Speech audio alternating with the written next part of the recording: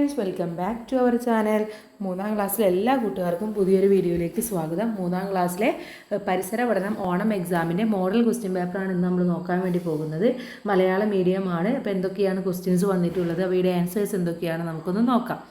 Okay, പ്രവർത്തനം 1 സസ്യങ്ങളും ഭാഗങ്ങളും എന്നുള്ളതാണ്. മധ്യവേനലവധിക്ക് ശേഷം വിദ്യാലയത്തിൽ തിരകിയെത്തിയ കൂട്ടുകാർ ജൈവ വൈവിധ്യ ഉദ്യാനം കണ്ടപ്പോൾ അത്ഭുതപ്പെട്ടു. ധാരാളം പുതിയ സസ്യങ്ങൾ മുളച്ചു വന്നിരിക്കുന്നു. പയറ്, ചെമ്പരത്തി, മാവ്, ഇലമുളച്ചി, കറിവേപ്പ്, മുല്ല, കടപ്ലാവ്, തെങ്ങ്, റോസ് തുടങ്ങിയ സസ്യങ്ങളാണ് മുളച്ചു വന്നത്. ഏത് ഭാഗത്ത് നിന്നായിരിക്കും പുതിയ സസ്യങ്ങൾ മുളച്ചു വന്നിട്ടുണ്ടാവുക? പട്ടികപ്പെടുത്താനാണ് പറഞ്ഞിട്ടുള്ളത്. അപ്പോൾ ഇവിടെ വിത്ത്, കാണ്ഡം, വേര്, ഇല, എങ്ങനെയാണ് 4 തരത്തിലാണ് നമ്മൾ പ്രധാനമായിട്ടും സസ്യങ്ങൾ മുളച്ചു വരാറുള്ളത്. വിത്തിൽ മുളച്ചു വരുന്നത് തെങ്ങ്, മാവ്, പ്ലാവ്, കുമ്പളങ്ങ തുടങ്ങിയവയാണ്. കാണ്ഡത്തിലാണെങ്കിൽ റോസ്, മുല്ല, കരിമ്പ് തുടങ്ങിയവയാണ്. വേരിലാണെങ്കിൽ കറിവേപ്പ്, തേക്ക്, തുളസി. ഇലയിലാണെങ്കിൽ ഇലമുളച്ചി, കള്ളിമുളച്ചി, ഇതൊക്കെയാണ്. ഇനി ഇവിടെ തന്നിട്ടുള്ളത് ഏതിലൊക്കെയാണെന്ന് നമുക്കൊന്ന് നോക്കാം. ഒന്നാമത്തേത് പയറാണ്. പയറ് വിത്ത് മുളച്ചാണ് ഉണ്ടാകുന്നത്. ഓക്കെ, വിത്ത്. ചെമ്പരത്തി കാണ്ഡം അല്ലെങ്കിൽ അതിൻ്റെ തണ്ട് മുളച്ചാണ്. മാവ് വിത്ത് മുളച്ചാണ് ഉണ്ടാവുന്നത്. ഇല മുളച്ചാണ് ഉണ്ടാകുന്നത്. കറിവേപ്പ് വേര് വഴിയാണ് ഉണ്ടാകുന്നത്. മുല്ല ഉണ്ടാകുന്നത് വേര് വഴി തന്നെയാണ്. കടപ്ലാവ് ഉണ്ടാകുന്നത് എന്താണ്, നമ്മുടെ കാണ്ഡം വെച്ച് ഉണ്ടാവും. അതുപോലെ തെങ്ങുണ്ടാകുന്നത് വിത്തിലൂടെയാണ്. റോസ ഉണ്ടാകുന്നത് കാണ്ഡം വെച്ചാണ്. അപ്പോൾ ഇങ്ങനെയാണ് നിങ്ങൾ ഇതിന് ആൻസർ എഴുതേണ്ടത്. അപ്പോൾ ഓരോ സസ്യഭാഗവും എന്ത് വെച്ചിട്ടാണ് പുതിയ സസ്യം ഉണ്ടാകുന്നത് എന്ന് കൂട്ടുകാർ മനസ്സിലാക്കി വെക്കുക. ഇനി താഴെ കൊടുത്തിരിക്കുന്ന വാക്യങ്ങളിൽ ശരിയും തെറ്റും ഏതെന്ന് അടയാളപ്പെടുത്തുക. എല്ലാ വിത്തുകളും മുളക്കാനെടുക്കുന്ന കാലയളവ് തുല്യമാണ്. എല്ലാ വിത്തും ഒരേപോലെ ഒരേ സമയത്ത് മുളക്കുമോ? ഇല്ല. അപ്പോൾ അതെന്താണ്? തെറ്റാണ്. അപ്പോൾ ഇവിടെ തെറ്റ് എന്ന് കൊടുക്കുക. അടുത്തത് വെളിച്ചമുള്ളിടത്ത് സസ്യങ്ങൾ നന്നായി വളരും. അത് ശരിയാണ്. വെളിച്ചമുണ്ടെങ്കിൽ, സൂര്യപ്രകാശമുണ്ടെങ്കിൽ നന്നായി വളരും. വിത്ത് മുളക്കുമ്പോൾ ആദ്യം പുറത്തു വരുന്നത് ഇലയാണ്. ശരിയാണോ? അല്ല, ഇലയല്ല വരുന്നത്. എല്ലാ സസ്യങ്ങളുടെയും വളർച്ച ഒരുപോലെയല്ല. ശരിയാണ്. എല്ലാ സസ്യങ്ങളും ഒരുപോലെയല്ല വളരുക. ഓരോ സസ്യത്തിനും വളർച്ചയ്ക്ക് കാലതാമസമുണ്ട്. ഇനി ഇതിലെ സി ചോദ്യം നോക്കാം. പയർ വിത്ത് മുളച്ചു വരുന്ന പരീക്ഷണം ചെയ്തു നോക്കുകയായിരുന്നു 3ാം ക്ലാസ്സിലെ കൂട്ടുകാർ. ഗ്ലാസിനോട് ചേർന്ന ഭാഗത്ത് മണലിൽ താഴ്ത്തി വെച്ചിരുന്ന പയർ വിത്ത് മുളച്ചു വന്നപ്പോൾ ആദ്യം കണ്ടത് എന്തായിരിക്കും? പയർ വിത്തിൽ നിന്നും ഇല വന്നു. പയർ വിത്തിന് മുള വന്നു. വിത്ത് മുളച്ച് കാണ്ഡം പുറത്തു വന്നു. വിത്തിൽ നിന്നും കായ ഉണ്ടായി. അപ്പോൾ പയർ വിത്തിന് എന്ത് വന്നാണ്? പയർ വിത്തിന് മുളയാണ് ആദ്യം വന്നിട്ടുള്ളത്. അതിനുശേഷമാണ് കാണ്ഡം പുറത്തു വന്ന് ഇലയായിട്ട് മാറിയിട്ടുള്ളത്. കായൊക്കെ അവസാനമാണ് ഉണ്ടാകുന്നത്. ഇനി അടുത്തത് പ്രവർത്തനം 2A ആണ്. മഴയളക്കാം. കരുളായി പഞ്ചായത്തിലെ വിവിധയിടങ്ങളിൽ 4 ദിവസങ്ങളിലായി പെയ്ത മഴയുടെ അളവ് രേഖപ്പെടുത്തിയ പട്ടിക താഴെ കൊടുത്തിരിക്കുന്നു. ഭൂമിക്കൊത്ത്, വലമ്പുറം, മരുതങ്ങാട്, മുല്ലപ്പള്ളി ഇവിടെയൊക്കെയുള്ള മഴയാണ് തന്നിട്ടുള്ളത്. പട്ടിക വിശകലനം ചെയ്ത് ചോദ്യങ്ങൾക്ക് ഉത്തരം എഴുതാനാണ് നമ്മളുടെ അടുത്ത് പറഞ്ഞിട്ടുള്ളത്. എന്താണ് ചോദ്യങ്ങൾ എന്ന് നോക്കാം. ഏറ്റവും കൂടുതൽ മഴ ലഭിച്ചത് എവിടെയാണ്? ഇവിടെ നോക്കൂ, ഏറ്റവും കൂടുതൽ മഴ ലഭിച്ചിട്ടുള്ളത് എവിടെയാണെന്നാണ് നമുക്ക് മനസ്സിലാവുന്നത്. ഇവിടെ ഭൂമിക്കൊത്തിൽ 5, 4, 2 അല്ലേ. വലപ്പുറത്ത് 3, 3, 8, 10. മരുതങ്ങാട് 3, 7, 5, 4. മുല്ലപ്പള്ളിയിൽ 3, 5, 9. ഇതിൽ ഏറ്റവും വലുത് ഏതാണ്? വല്ലംപുറമാണല്ലേ. അപ്പോൾ ഇവിടെ എഴുതുക വല്ലംപുറം എന്ന് എഴുതി കൊടുക്കുക. ഇവിടെയാണ് ഏറ്റവും കൂടുതൽ മഴ ലഭിച്ചിട്ടുള്ളത്. ഏറ്റവും കുറവ് മഴ ലഭിച്ചത് എവിടെയാണ് കൂട്ടുകാരെ? ഇവിടെ നോക്കൂ, ഭൂമിക്കൊത്തിൽ 5 സെൻറ്റിമീറ്റർ 4, 9, 9, 2, 11. മുല്ലപ്പള്ളിയിൽ 3, 5, 8, 8 പിന്നെ 9 ആണല്ലോ. അപ്പോൾ ഏറ്റവും കൂടുതൽ കുറവ് ലഭിച്ചിട്ടുള്ളത് ഭൂമിക്കൊത്ത് എന്ന സ്ഥലത്താണ്. ഓക്കെ, ഭൂമിക്കൊത്ത്. ജൂൺ 25-ന് കൂടുതൽ മഴ ലഭിച്ചത് എവിടെയാണ്? ജൂൺ 25 എടുത്ത് നോക്കൂ. 25-ന് ഭൂമിക്കൊത്തിൽ 4, വല്ലമ്പുറത്ത് 3, മരുതങ്ങാട് 7, മുല്ലപ്പള്ളിയിൽ 3. അപ്പോൾ ഏറ്റവും കൂടുതൽ ലഭിച്ചിട്ടുള്ളത് എവിടെയാണ്? മരുതങ്ങാടാണ്. മരുതങ്ങാട്. ഓക്കെ, ഇതൊക്കെ നിങ്ങൾ ജസ്റ്റ് ആ ടേബിൾ നോക്കി എഴുതിയാൽ മാത്രം മതി. ഇനി ശരിയായ പ്രസ്താവന ഏത് എന്നാണ് ചോദിച്ചിട്ടുള്ളത്.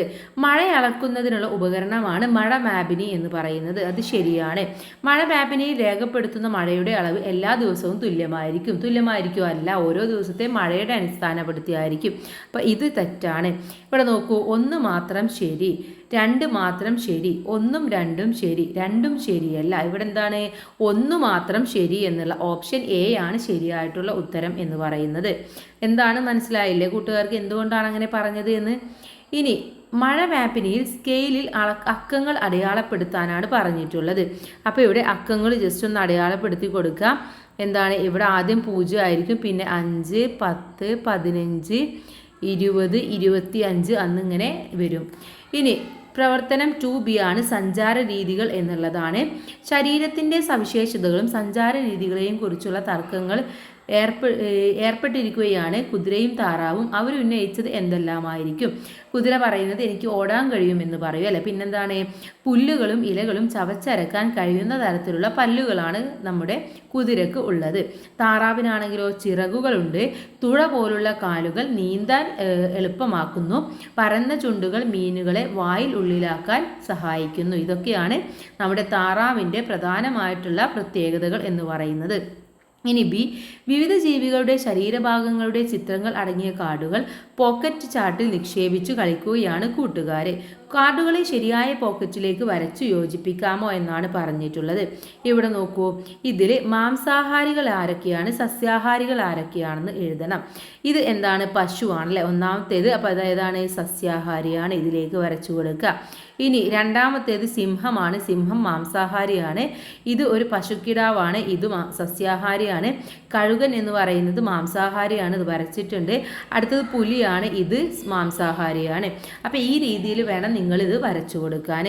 ഇനി അടുത്തത് ശരിയായത് തിരഞ്ഞെടുക്കാനാണ്. മുട്ട പ്യൂബ ചിത്രശലഭം ലാർവ, പ്യൂബ മുട്ട ലാർവ ചിത്രശലഭം, ലാർവ മുട്ട പ്യൂബ ചിത്രശലഭം, മുട്ട ലാർവ പ്യൂബ ചിത്രശലഭം. ഇതിൽ ശരിയായിട്ടുള്ളത് ഏതാണ്? ഓപ്ഷൻ ഡി ആണ്, മുട്ട ലാർവ പ്യൂബ ചിത്രശലഭം എന്നുള്ളതാണ്. ഇനി പ്രവർത്തനം 3 നോക്കാം. ജീവികൾ പലതരം. എ, വിവിധ ജീവികളുടെ ചിത്രങ്ങൾ ശേഖരിച്ച് ആൽബം നിർമ്മിക്കുകയാണ് വിനുവും കൂട്ടുകാരും. വീട്ടിൽ വളർത്തുന്ന ജീവികളെ വട്ടത്തിലാക്കൂ, പേരെഴുതി തരം തിരിച്ച് പട്ടികപ്പെടുത്താൻ അവരെ സഹായിക്കൂ എന്നാണ് പറഞ്ഞിട്ടുള്ളത്. ഓക്കെ, അപ്പോൾ ഇവിടെ വീട്ടിൽ വളർത്തുന്ന ജീവികൾ ഇതിൽ ഏതൊക്കെയാണെന്ന് പറയാം. പൂച്ച, നായ, കോഴി, ആട്, താറാവ്, പശു. വീട്ടിൽ വളർത്തുന്നതല്ലാത്തത് പല്ലി, ഉറുമ്പ്, മരംകൊത്തി, കാക്ക, തവള, ആന. ഇതൊക്കെ വീട്ടിൽ വളർത്താത്ത ജീവികളാണ്. ഇനി ബി, നമുക്ക് ചുറ്റും ധാരാളം ജീവികൾ ഉണ്ടല്ലോ അവയെ ചെറുതിൽ നിന്നും വലുതിലേക്ക് ക്രമീകരിക്കുകയാണെങ്കിൽ താഴെ കൊടുത്തിരിക്കുന്നവയിൽ ശരിയായ ക്രമം ഏതായിരിക്കും? ടിക്കിടുകയോ എഴുതി ചേർക്കുകയോ ചെയ്യാം എന്നാണ് പറഞ്ഞിട്ടുള്ളത്. അപ്പോൾ ഇവിടെ പല്ലി, പശു, കോഴി, ഉറുമ്പ് എന്നുള്ളതാണല്ലേ. ആദ്യം ഉറുമ്പ് എന്നത് വരും, അതിനുശേഷം വരുന്നത് പല്ലിയാണ്, പിന്നെ വരുന്നത് കോഴിയാണ്, പിന്നെ വരുന്നത് പശുവാണ്. അപ്പോൾ ആദ്യം 4, 1, അതുപോലെ 3, 2. അപ്പോൾ ഇവിടെ നോക്കൂ, 4, 1, 3, 2. ഓപ്ഷൻ ഡി ആണ് ശരിയായിട്ടുള്ളത്. അപ്പോൾ ഒന്നുകിൽ അത് ടിക്കിട്ട് കൊടുക്കാം, അല്ല എന്നുണ്ടെങ്കിൽ ഇത് കറക്റ്റ് ചെയ്തിട്ട് ഇവിടെ എഴുതി കൊടുക്കുകയും ചെയ്യാം. ഇനി അടുത്ത ചോദ്യത്തിലേക്ക് കടക്കാം. മണ്ണിൽ കാണപ്പെടുന്ന ഏതെങ്കിലും ഒരു ജീവിയുടെ പേരെഴുതാനാണ് പറയുന്നത്. മണ്ണിരയുടെ പേരെഴുതാം അല്ലേ, മണ്ണിര എന്ന് നിങ്ങൾക്ക് ഇവിടെ എഴുതി കൊടുക്കാം. ഇനി അടുത്തത് പ്രവർത്തനം 4, വിവിധ ഭാഗങ്ങൾ എന്തിന്? സസ്യങ്ങളുടെ വേരുകൾ നമ്മൾ കാണാറില്ലല്ലോ, പിന്നെ എന്തിനാണ് അവ? സസ്യങ്ങളെ മണ്ണിൽ ഉറപ്പിച്ചു നിർത്തുന്നത് വേരാണ് എന്നാണ് മറ്റൊരു കുട്ടി പറയുന്നത്. അപ്പോൾ സസ്യത്തിൻ്റെ വിവിധ ഭാഗങ്ങൾ തിരിച്ചറിഞ്ഞ് അവയുടെ ധർമ്മം എഴുതാനാണ് പറയുന്നത്. ഒന്നാമത്തത് ഇല. ഇല എന്ന് പറയുന്നത് എന്താണ്? ആഹാരം നിർമ്മിക്കുന്നത് ഇലയിലാണ്.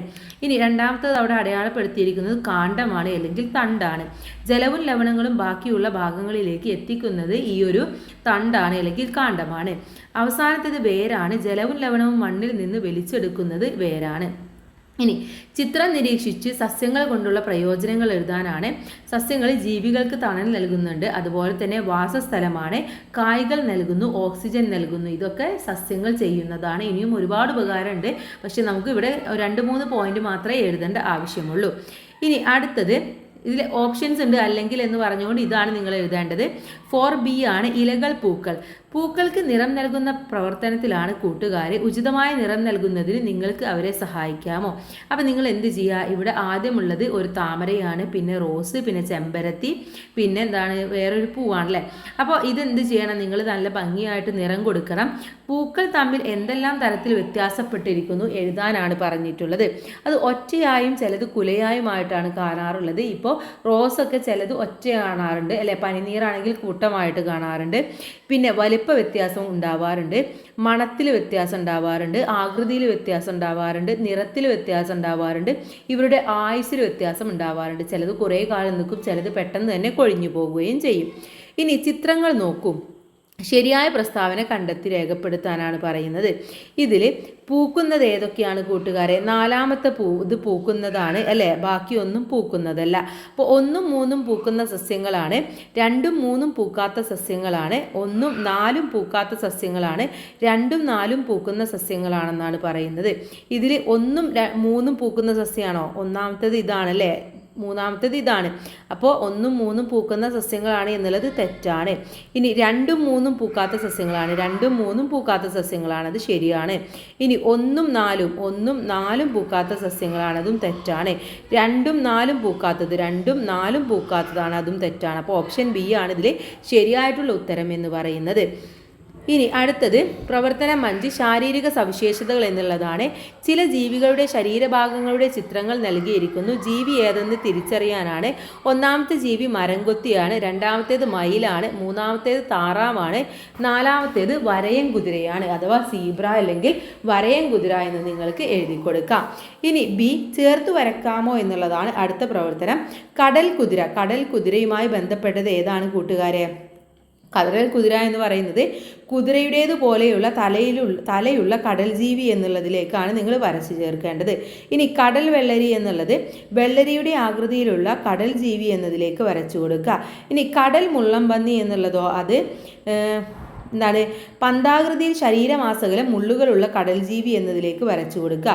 നീലത്തിമിംഗലം ഭൂമിയിലെ ഏറ്റവും വലിയ ജീവി എന്നതിലേക്ക് വരച്ചു കൊടുക്കുക. അപ്പോൾ ഈ രീതിയിൽ വേണം നിങ്ങളിത് വരക്കാൻ. ഇനി അടുത്തത് സി ആണ്. സഞ്ചാര രീതിയുടെ അടിസ്ഥാനത്തിൽ കൂട്ടത്തിൽ പെടാത്തതിനെ കണ്ടെത്തി ടിക്ക് ചെയ്യാനാണ്. പശു, പൂച്ച, തവള, കടുവ. ഇതിൽ സഞ്ചാര രീതിയിൽ പശു, പൂച്ച, കടുവ ഇതെല്ലാം ഒരേ രീതിയിലാണുള്ളത്, തവള വേറെ രീതിയിലാണ്. അപ്പോൾ അതാണ് ഒറ്റപ്പെട്ടത് എന്ന് പറയുന്നത്. ഓക്കെ, അപ്പോൾ ഇത്രയുമാണ് ഈ ഒരു ക്വസ്റ്റ്യൻ പേപ്പർ എന്ന് പറയുന്നത്. എല്ലാ ക്വസ്റ്റ്യൻസും അവിടെ ആൻസേഴ്സും നമ്മൾ നോക്കി. കൂട്ടുകാരെല്ലാവരും നന്നായിട്ട് പഠിക്കുക, നന്നായിട്ട് എക്സാം എഴുതുക, എല്ലാവർക്കും A+ തന്നെ കിട്ടട്ടെ. Okay, thanks for watching.